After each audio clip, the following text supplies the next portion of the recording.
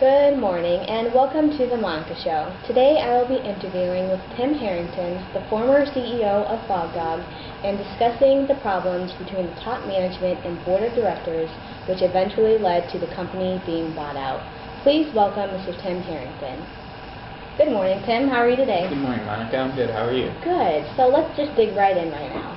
In previous news conferences, you attribute corporate governance for being the main reason for FogDog being bought out. Could you please explain? Corporate governance sucked at FogDog. Corporate governance is a relationship between the shareholders, the board of directors, and top management. In June 1998, when I took over, there were 7 members. 2 of the members, Alsop and myself, were also inside directors because we worked for top management. The outside directors consisted of angel investors and venture capitalists because they did not work for the firm. They both wanted a high return on their investment. However, the venture capitalists wanted us to pursue an IPO so they could gain liquidity on their investment. Management's focus was on growing our e-commerce and our retailing brand. The 2 different agendas caused the relationships with one another to suffer. So do you contribute having to sell FogDog to the board? Absolutely. The lack of cohesion between the board as well led to the downfall of FogDog. There were 2 different agendas, and both sides wanted their own agenda, which is more in line with agency theory. So what roles could the board of directors take in that may have resulted in the success of FogDog?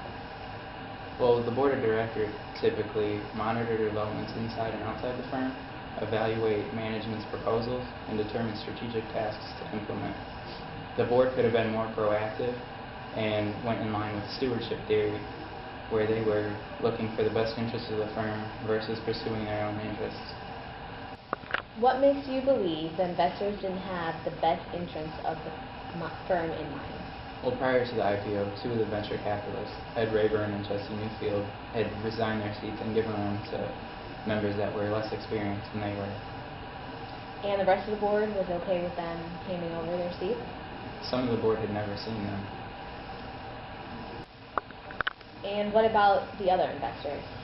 Well, 4 months after issuing the IPO, both angel investors had resigned, and our largest venture capitalist had also resigned his seat from the board. The only 2 remaining original members of the board were the inside directors, Alsop and myself. It's hard to have a relationship with members that are either never present or have a little experience because they just got thrown into the position. So you contribute a lot of the downfall of FogDog to the dysfunctional relationship between the board of members and top management. However, your critics say when given instructions, you were able to accomplish tasks, but as a leader, you failed to take on the mom role. Could you explain a little bit more on that?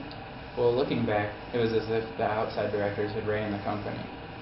They expressed their desire for an IPO, and within 9 months, we had went public. I was very good at getting things done when I was given specific tasks.